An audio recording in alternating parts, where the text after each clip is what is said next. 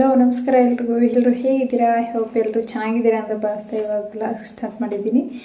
ಏನಪ್ಪ ಅಂದರೆ ಎಲ್ಲ ಯೂಟ್ಯೂಬರ್ಸು ಸ್ಟಾರ್ಟಿಂಗಿಂದ ಬೆಳೆಯೋದೆ ಒಂದು ಸಬ್ಸ್ಕ್ರೈಬರಿಂದನೇ ಬೆಳೆಯೋದು. ಎಲ್ಲ ಚಿಕ್ಕ ಯೂಟ್ಯೂಬರ್ ಆಗಿ ದೊಡ್ಡ ಯೂಟ್ಯೂಬರ್ ಆಗೋದು. ಇವಾಗ ಮಗು ಹುಟ್ಟಿದೆ ಅಂದರೆ ಒಂದೇ ಸರಿ ದೊಡ್ಡದಾಗೋಲ್ಲ, ಚಿಕ್ಕದಿಂದ್ರೇ ದೊಡ್ಡದಾಗೋದು. ಯಾರೇ ಆಗಲೂ ಚಿಕ್ಕವರು ದೊಡ್ಡವರು ಅನ್ನೋ ಭೇದ ಭಾವ ಇರಬಾರ್ದು. ಎಷ್ಟು ರೆಸ್ಪೆಕ್ಟ್ ಕೊಡಬೇಕೋ ಅವರಿಗೆ ಅಷ್ಟು ರೆಸ್ಪೆಕ್ಟ್ ಕೊಡಬೇಕು. ಯಾಕೆ ಹೇಳ್ತಿದ್ದೀನಿ ಅನ್ನೋದು ನಿಮಗಾಗಲೇ ಅಂದರೆ ಒಂದು ಗೆಸ್ಸಲ್ಲಿ ಗೊತ್ತಾಗಿರುತ್ತೆ ಅಂದ್ಕೊಂಡಿದ್ದೀನಿ. ಅಂದರೆ ಈ ಒಂದು ಸೀರೆಯಿಂದ ಜಗಳ ಸ್ಟಾರ್ಟ್ ಆಗಿದ್ದು. ಅದು ಜಾತಿ, ಅದು ಭಾಷೆ, ಅದು ಏನೇನೋ ಹೋಗ್ಬಿಡ್ತು ಆ ಒಂದು ಸೀರೆಯಿಂದ. ಅಂದರೆ ಒಂದು ಸೀರಿಯಲ್ ಸಾಲ್ವ್ ಆಗೋದು. ಅದು ನಮ್ಮ ಕಡೆ ಒಂದು ಮಾತು ಹೇಳ್ತಾರೆ, ಕೂದಲಲ್ಲಿ ಹೋಗೋ ವಿಚಾರನೂ ಕೊಡ್ಲಿಗೆ ತಗೊಂಡ್ರು ಅಂತ. ಹಂಗೆ ಒಂದು ಸೀರಿಯಲ್ಲಿ ಸಾಲ್ವ್ ಆಗೋದನ್ನ ಅದು ಭಾಷೆ, ದುರಂಕಾರ, ಶಾಪ ಏನೇನೋ ಬಂದುಬಿಡ್ತು ಅದರಲ್ಲಿ. ನಿಮಗೇನು ಅನ್ನಿಸ್ತೋ ಗೊತ್ತಿಲ್ಲ, ನನಗೆ ಅನಿಸಿದ ಪ್ರಕಾರ ನಾನು ಹೇಳ್ತಾ ಹೋಗ್ತೀನಿ. ಇವಾಗ ಎಲ್ಲರೂ ಚಿಕ್ಕವರಿಂದಾನೇ ಬೆಳೀತಾ ಹೋಗೋದು. ಚಿಕ್ಕ ಯೂಟ್ಯೂಬರು, ಅವಳಿಗಷ್ಟು ಕೊಬ್ಬಿದೆ, ಇವಳಿಗಿಷ್ಟು ಕೊಬ್ಬಿದೆ, ಯಾರಿಗೆ ಎಷ್ಟನೋ ಕೊಬ್ಬಿರಲಿ ಬಿಡಿ, ನಮಗೇನು ಬೇಕು, ನಮ್ಮದೇನು ಕೆಲಸ ಅದನ್ನ ನಾವು ಮಾಡ್ಕೊತ ಹೋಗೋಣ. ಯಾರೇ ಆಗಲಿ, ಎಷ್ಟೇ ಜಗಳ ಆಗಲಿ, ಎಷ್ಟೇ ಇದು ಮಾಡಲಿ, ಮಕ್ಕಳು ಏನು ಮಾಡಿರ್ತಾರೆ. ಇವಾಗ ಒಂದು ಮಗುನ ಬೆಳೆಸ್ಬೇಕಂದ್ರೆ ಎಷ್ಟು ಕಷ್ಟಪಡ್ತೀವಿ. ಒಂದು ನೆಗಡಿ ಆಯಿತು ಅಂದರೆ ಎಷ್ಟು ಕೇರ್ ಮಾಡ್ತೀವಿ, ಎಷ್ಟು ಕನ್ಸರ್ನ್ ತೋರಿಸ್ತೀವಿ, ಎಷ್ಟು ಇದು ತೋರಿಸ್ತೀವಿ. ಅಂಥದ್ರಲ್ಲಿ ಮಕ್ಕಳಿಗೆ ಶಾಪ ಹಾಕೋರನ್ನ ನಾನು ಇದೇ ಫಸ್ಟ್ ಟೈಮ್ ನೋಡಿದ್ದು. ಹಂಗಂತ ಅವ್ರದ್ದು ತಪ್ಪಿಲ್ಲ ಅಂತಲ್ಲ, ಅವ್ರದ್ದು ಇರ್ಬೋದು, ಇವ್ರದ್ದು ಇರ್ಬೋದು. ಅದು ಸಾಲ್ವ್ ಮಾಡ್ಕೋಬೇಕಾಗಿತ್ತು, ಅವ್ರು ಮಾಡ್ಕೊಂಡಿಲ್ಲ. ಒಂದು ಸೀರೆಯಲ್ಲಿ ಮುಗಿಸ್ಬೋದಾಗಿತ್ತು, ಮುಗಿಸಿಲ್ಲ. ತುಂಬ ಜನ ಹೇಳ್ತಾ ಇರೋದು ಅಷ್ಟೇ, ಶಾಪ ಹಾಕ್ಬಾರ್ದಾಗಿತ್ತು ಚಿಕ್ಕ ಮಕ್ಕಳು.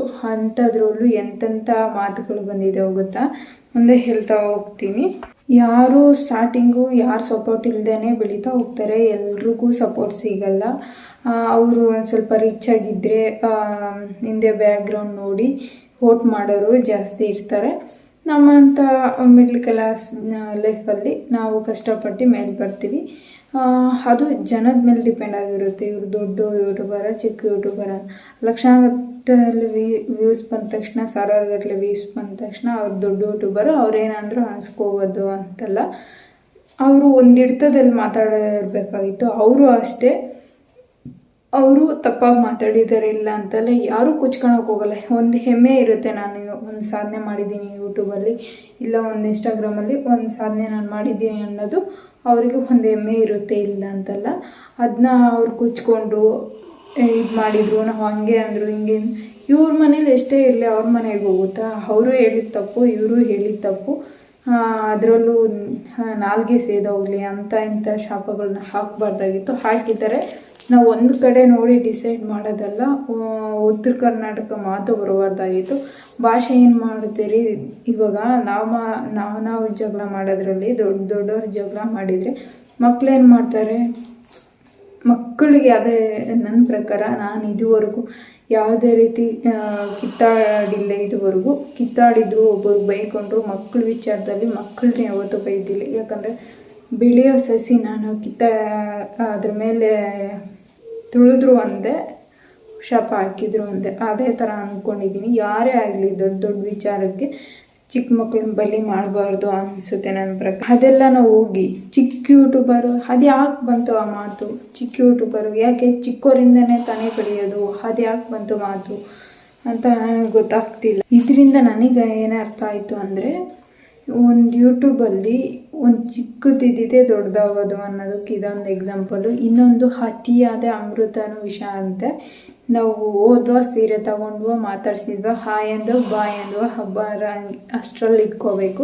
ಇಲ್ಲ ಇನ್ನೂ ಸ್ವಲ್ಪ ಕ್ಲೋಸ್ ಆದರೆ ಎಷ್ಟು ಬೇಕೋ ಅಷ್ಟು ಮಾತಾಡಬೇಕು, ಬರಬೇಕು. ಅತಿ ಆದರೆ ಅಮೃತನ ವಿಷಯ ಅಂತೆ. ಹಾಗೆ ಅದು ಒಳ್ಳೆ ಟ್ರ್ಯಾಕಲ್ಲಿದ್ದರೆ ಅತಿಯಾಗಿ ಚೆನ್ನಾಗಿರುತ್ತೆ, ಒಳ್ಳೆ ರೀತಿಯಲ್ಲಿ. ಒಂದು ಸ್ವಲ್ಪ ಮಿಸ್ಅಂಡರ್ಸ್ಟ್ಯಾಂಡಿಂಗ್ ಬಂತಂದರೆ ಹೋಯ್ತು ಅಲ್ಲಿಗೆ, ಅಮೃತನ ವಿಷ ಅನ್ನೋ ಥರ ಆಗುತ್ತೆ. ಅದಕ್ಕೆ ಯಾರನ್ನೇ ಆಗಲಿ ಹಚ್ಕೊಳ್ಳೋವಾಗ ಈ ಸೋಷಲ್ ಮೀಡಿಯಾದಲ್ಲೆಲ್ಲ ಮೋಸ ಹೋಗ್ತಾರಲ್ಲ, ತುಂಬ ಜನ ಮೋಸ ಹೋಗ್ತಾರೆ. ಅದೇ ರೀತಿ ಹಚ್ಕೊಳ್ಳೋವಾಗ ಹುಷಾರು. ಯಾರೇ ಆಗಲಿ ಬುಕ್ ಮಾಡೋವಾಗ ಬುಕ್ ಮಾಡಿ ತಗೊಳ್ಳೋವಾಗ ಹುಷಾರಾಗಿ ತಗೊಳ್ಳಿ. ನಾನು ಇನ್ಸ್ಟಾಗ್ರಾಮಲ್ಲಿ ಫೇಸ್ಬುಕ್ಕಲ್ಲಿ ಎಲ್ಲ ಬುಕ್ ಮಾಡಿ ಎಷ್ಟೋ ದುಡ್ಡುಗಳನ್ನ ಕಳ್ಕೊಂಡಿದ್ದೀನಿ. ಮೊನ್ನೆ ಆಗಿರೋ ಜಗಳ ಅದರಲ್ಲೇ ಗೊತ್ತಾಗಿದೆ ಅಂದ್ಕೊಂಡಿದ್ದೀನಿ, ಭೂಮಿಕಾ ಪ್ರಮೋದ್ ವ್ಲಾಗಲ್ಲಿ. ಹಾಗೆ ಅವರು ಬೈದಿದ್ದಾರೆ, ಇವರು ಬೈದಿದ್ದಾರೆ. ಒಂದು ಕಡೆ ನಾವು ಡಿಸೈಡ್ ಮಾಡೋಕ್ಕಾಗಲ್ಲ, ಅವ್ರು ಹಿಂಗೆ ಇವ್ರು ಹಿಂಗೆ ಅಂದರೆ. ಇವರು ಡೈರೆಕ್ಟ್ ಬೈದು ಅಪ್ಲೋಡ್ ಮಾಡಿದ್ದಾರೆ, ಅವರು ಡೈರೆಕ್ಟ್ ಬೈದು ಅಪ್ಲೋಡ್ ಮಾಡಿ ಡಿಲೀಟ್ ಮಾಡಿದ್ದಾರಂತೆ. ಅಂದರೆ ನನ್ನ ಪ್ರಕಾರ ಮಕ್ಕಳು ಬೈಬಾರ್ದಾಗಿತ್ತು, ಬೈದಿದ್ದಾರೆ ನಿಜ. ಅವ್ರು ಹಂಗೆ ಮಾತಾಡಿರ್ತಾರೆ. ಯಾರೇ ಆಗಲಿ ಒಂದು ಯೂಟ್ಯೂಬಲ್ಲಿ ಒಂದು ಅರ್ನಿಂಗ್ ಮಾಡ್ತಾ ಇದ್ದಾರೆ ಅಂದರೆ ತುಂಬ ಕಷ್ಟ ಇರುತ್ತೆ. ಹಾಗೆ ತುಂಬ ಕಷ್ಟಪಟ್ಟು ಅರ್ನಿಂಗ್ಸ್ನ ಸ್ಟಾರ್ಟ್ ಮಾಡಿರ್ತಾರೆ. 4000 ವಾಚ್ ಟೈಮ್ ಆಗಿರ್ಬೋದು, 4000 ವಾಚ್ ಟೈಮ್ 1000 ಸಬ್ಸ್ಕ್ರೈಬ್ ಆಗಲಿ ಸುಮ್ಮನೆ ಆಗಲ್ಲ, ಸುಮ್ಮನೆ ಬರಲ್ಲ ಯಾವುದೇ ಆಗಿರ್ಬೋದು. ಅಂಥದ್ರಲ್ಲಿ 15,000 ಸಬ್ಸ್ಕ್ರೈಬರು, 80 ವ್ಯೂಸ್ ಅಂದರೆ 80,000 ವ್ಯೂಸ್ ಅಂದರೆ ಸುಮ್ಮನೆ ಬರಲ್ಲ ಯಾರಿಗೂ. ಅದರ ಹಿಂದೆ ಕಷ್ಟ ಇರುತ್ತೆ, ಅದನ್ನ ಅರ್ಥ ಮಾಡ್ಕೋಬೇಕು. ನನ್ನ ಪ್ರಕಾರ ದೊಡ್ಡ ಯೂಟ್ಯೂಬರ್ ಚಿಕ್ಕ ಯೂಟ್ಯೂಬರ್ ಅಂದಿದ್ದು ತಪ್ಪೆ, ಕಚಡ ಅಂದಿದ್ದು ತಪ್ಪೆ ನನ್ನ ಪ್ರಕಾರ. ಒಂದಂದರೆ ಅವ್ರ ಕಡೆ ಏನು ಮಾತಾಡಿದ್ರು ಅನ್ನೋದು ಕ್ಲಾರಿಟಿ ಇಲ್ಲ. ಇವ್ರು ಮಾತಾಡಿದ ಮಾತ್ರ ಎಲ್ಲರಿಗೂ ಹೇಳ್ತಾ ಇದ್ದಾರೆ. ಇಬ್ಬರು ನೋಡಿ, ಯಾರೇ ಆಗಲಿ ಇಬ್ಬರಿಂದ ವಿಷಯ ತಿಳ್ಕೊಂಡು ಮಾತಾಡೋದು ಬೆಟರು. ತುಂಬ ಯೂಟ್ಯೂಬರ್ ವಿಡಿಯೋ ಮಾಡಾಕ್ತಾ ಇದ್ದೀರಾ ಅಂದರೆ ಎರಡೂ ಕಡೆ ಕೇಳಿ ಡಿಸೈಡ್ ಮಾಡೋದು ಒಳ್ಳೆಯದು ನನ್ನ ಪ್ರಕಾರ. ಇನ್ನೊಂದೇನಪ್ಪ ಅಂದರೆ ಕ್ವಾಲಿಟಿ, ಬಟ್ಟೆ ಕ್ವಾಲಿಟಿ ಬಗ್ಗೆ. ಇವಾಗ ನನಗೆ 10 ರೂಪಾಯಿ ಇದೆ, ನಾನು ಅದರಲ್ಲೇ ಜೀವನ ಮಾಡಬೇಕು. ನಾನು 1 ರೂಪಾಯಲ್ಲಿ ಸ್ವಲ್ಪ ಕ್ವಾಲಿಟಿನೋ ಜಾಸ್ತಿ ಕ್ವಾಲಿಟಿನೋ ಇರೋ ಬಟ್ಟೆಯಲ್ಲಿ ನಾನು ಅಡ್ಜಸ್ಟ್ ಮಾಡ್ಕೊತೀನಿ. ಕ್ವಾಲಿಟಿ ಬಗ್ಗೆ ಅವ್ರು ಅಂದಿದ್ದಕ್ಕೆ ಇವ್ರು ಮಾತಾಡಿದ್ದು ತಪ್ಪು. ಕಚಡ ಬಟ್ಟೆನ ಆಗಲಿ ಏನೇ ಆಗಲಿ ಅವ್ರಿಗೆ ಅನುಕೂಲ ತಕ್ಕಂತೆ ಅವ್ರು ಬಟ್ಟೆ ಹಾಕ್ತಾರೆ, ಅವ್ರ ಅನುಕೂಲ ತಕ್ಕಂತೆ ಕ್ವಾಲಿಟಿ ಹಾಕ್ತಾರೆ. ಯಾರು ತಂದುಕೊಡಲ್ಲಲ್ವ, ಯಾರಾದರೂ ತಂದುಕೊಡ್ತಾರೆ. ಇಲ್ಲ ಅಂತಂದರೆ ನೀನು 1000 ರೂಪಾಯಿ ಬಟ್ಟೆ ಹಾಕಿದರೆ ನಾನು 100 ರೂಪಾಯಿ ಬಟ್ಟೆ ಹಾಕ್ತೀನಿ. ಕ್ವಾಲಿಟಿ ಇರ್ಬೋದು ಅಷ್ಟೇ, ಅದು ಮಾನ ಮುಚ್ಚಕ್ಕೆ ಇರೋದು. ಇದು ಬಟ್ಟೆನೂ ಮಾನ ಮುಚ್ಚಕ್ಕಷ್ಟೇ, ಶೋಗೆಲ್ಲ ಹಾಕ್ಕೊಳಲ್ಲ, ಶೋಗೆಲ್ಲ ಇದು ಮಾಡಲ್ಲ. ಅವ್ರು ಅಂದಿದ್ದು ತಪ್ಪೆ, ಅವರು ಕ್ವಾಲಿಟಿ ಮಾತಾಡಿರೋದು ತಪ್ಪೆ, ಇವ್ರು ಅಂದಿದ್ದೂ ತಪ್ಪೆ. ಇವ್ರು ಫಸ್ಟಿಗೆ ಮಾತಾಡೋವಾಗ ಒಂದು ಸ್ವಲ್ಪ ನೆನಪಲ್ಲಿ ಇಟ್ಕೊಂಡು ಮಾತಾಡಿದರೆ ಒಳ್ಳೆಯದು ಅನ್ನಿಸ್ತಾ ಇತ್ತು. ಇವಾಗ ಯಾವುದೇ ಒಂದು ಅಂಗಡಿಗೆ ಹೋದ್ರೂ ನಾವು ಇದು ಚೆನ್ನಾಗಿದೆ, ಇದು ಕ್ವಾಲಿಟಿ ಚೆನ್ನಾಗಿದೆ, ಅದು ಕ್ವಾಲಿಟಿ ಚೆನ್ನಾಗಿದೆ, ದುಡ್ಡು ತಕ್ಕಂತೆ ಕ್ವಾಲಿಟಿ ಇರ್ತವೆ, ಇಲ್ಲ ಅಂತಲ್ಲ. ಹಂಗಂತ ಅವರವ್ರ ಅನುಕೂಲ ತಕ್ಕಂತೆ, ಅವರ ಸಂಪಾದನೆ ತಕ್ಕಂತೆ ಅವ್ರ ಬಟ್ಟೆಗಳನ್ನ ಹಾಕೊಳ್ತಾರೆ. ಇವು ಚಿಕ್ಕ ಯೂಟ್ಯೂಬರು ಕಚಡ ಅವೆಲ್ಲ ಏನಕ್ಕೆ ಬಂತು, ಏನಕ್ಕೆ ಮಾತಾಡಿದ್ರು ಅಂತಲೂ ಗೊತ್ತಾಗ್ತಿಲ್ಲ. ಅದು ದೊಡ್ಡ ವಿಷಯನೇ ಆಗ್ಬಿಡ್ತು. ಅದು ಎಷ್ಟರ ಮಟ್ಟಿಗೆ ಹೋಗಿದೆ ಅಂದರೆ ಉತ್ತರ ಕರ್ನಾಟಕ ಮಂದಿ ಮೇಲೆ ಮಾತಾಡಿದ್ರು ಅನ್ನೋ ಥರ ಪ್ರಚಾರ ಆಗ್ಬಿಡ್ತು. ಒಬ್ರಿಗಿಂದ ಇನ್ನೊಬ್ರಿಗೆ ಹರಡ್ತಾನೆ ಇದೆ. ಇದು ಮೂಲ ಏನು ಅಂತಲೂ ಗೊತ್ತಾಗ್ತಾ ಇಲ್ಲ. ಒಂದು ಸೀರೆಯಿಂದ ಪರ್ಚೇಸ್ ಆಗಿದ್ದು ಅಷ್ಟೇ, ಅಲ್ಲಿಂದ ಜಗಳ ಸ್ಟಾರ್ಟ್ ಆಗಿದ್ದು ಅಷ್ಟೆಲ್ಲ ಹೋಯಿತು. ಅಷ್ಟೆಲ್ಲ ಯೂಟ್ಯೂಬರ್ಸು ವೀಡಿಯೋ ಮಾಡಿ ಹಾಕ್ತಾಯಿದ್ದಾರೆ. ಅವ್ರು ಅಂದಿದ್ದಾರೆ ಚಿಕ್ಕ ಯೂಟ್ಯೂಬರ್ ಅಂದಿದ್ದು ತಪ್ಪೇನಿಲ್ಲ ಅಂದಿಲ್ಲ. ಮಕ್ಳಿಗೆ ಹಾಕೋದು ಶಾಪ ಹಾಕಿದ್ರಲ್ಲ ಅದು ತಪ್ಪು, ನಾನು ಅದು ಸರಿ ಅಂತ ಇಲ್ಲ.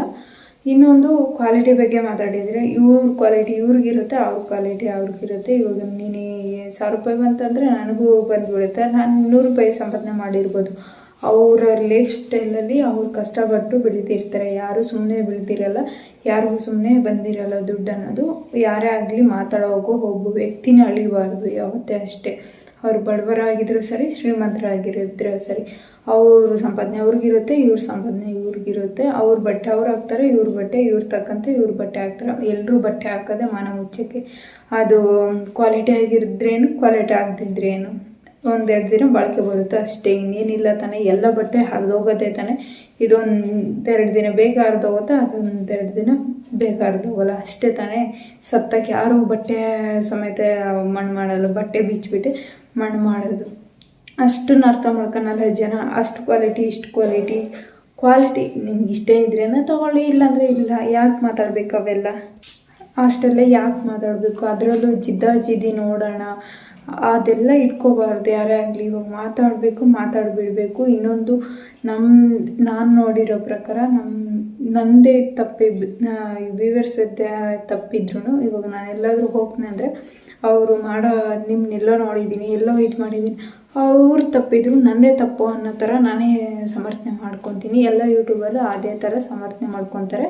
ಅದನ್ನ ವ್ಯೂವರ್ಸ್ ಮೇಲೆ ಸಬ್ಸ್ಕ್ರೈಬರ್ ಮೇಲೆ ಹೊರೆನ ಹಾಕಲ್ಲ, ಅವ್ರದ್ದೇ ತಪ್ಪು ಅನ್ನಂಗೆ ಹೇಳಲ್ಲ, ಯಾರೂ ಹೇಳೋದು ಇಲ್ಲ. ಅದೇ ಥರ ಏನು ತುಂಬ ದೊಡ್ಡ ವಿಷಯ ಆದರೆ ಅವ್ರ ಮೇಲೆ ಹಾಕ್ತಾರೆ.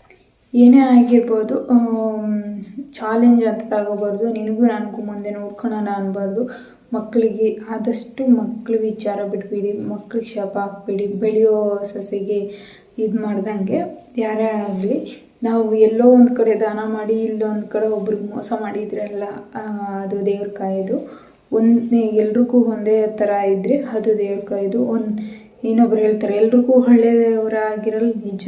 ನಮ್ಮ ಮನಸ್ಸಿಗೆ ಗೊತ್ತಿರುತ್ತೆ ತಾನೇ ನಾವು ಯಾರಿಗೂ ಒಳ್ಳೆಯರು ಯಾರಿಗೂ ಇಲ್ಲ ಅಂತ. ಜನ ನೋಡಿ ಇವ್ರು ಒಳ್ಳೆಯರೋ ಅನ್ಬೇಕೆ ಹೊರತು ನಾವು ಮಾಡೋ ಕೆಲಸದಲ್ಲಿ ಒಳ್ಳೆಯರೋ ಅಂತ ಗೊತ್ತಾಗಬಾರ್ದು.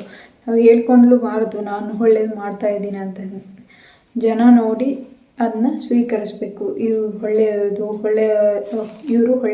ಒಳ್ಳೆಯದು ಮಾಡ್ತಾರೆ ಅಂತ ಇವರೇ ಪ್ರೌಡ್ ಫೀಲ್ ಮಾಡೋದು, ನಾವೇ ಒಳ್ಳೆಯವರು ಆ ಥರ ಇಟ್ಕೋಬಾರ್ದು ಯಾರೇ ಆಗಲಿ. ನನ್ನ ಪ್ರಕಾರ ಇವ್ರ ಜಗಳ ಅದರಲ್ಲಿ ಇಬ್ರದ್ದು ತಪ್ಪಿದೆ, ಇಬ್ಬರು ಇದು ಮಾಡಿರ್ತಾರೆ. ಅದ್ರಾಗೆ ಅವ್ರದ್ದು ಕೇಳಿ ಇವ್ರದ್ದು ಬಿಟ್ಟು, ಇವ್ರದ್ದು ಕೇಳಿ ಅವ್ರದ್ದು ಬಿಟ್ಟು ಒಂದು ಕಡೆ ವೀಡಿಯೋ ಮಾಡೋದಲ್ಲ. ವ್ಯೂವರ್ಸ್ ಆಗಲಿ ಯೂಟ್ಯೂಬರ್ಸ್ ಆಗಲಿ ಎರಡೂ ಕಡೆ ವಿಷಯನ ಕೇಳಿಬಿಟ್ಟು ವೀಡಿಯೋ ಮಾಡಿ ಅವ್ರು ತಂದಿರೋ ತಪ್ಪಿಲ್ಲ ಅಂತಲ್ಲ, ಅವರು ಆಪೋಸಿಟ್ ಇರೋರು ಏನು ಅಂದಿದ್ದಾರೆ ಅನ್ನೋದು ನಮಗೆ ಗೊತ್ತಿಲ್ಲ. ಇವ್ರು ಅಂದಿರೋದು ಮಾತ್ರ ಯೂಟ್ಯೂಬಲ್ಲಿ ವೀಡಿಯೋಸ್ ಬಿಡ್ತಾ ಇದ್ದಾರೆ, ಅದರಿಂದ ಹೇಳ್ತಾ ಇರೋದು.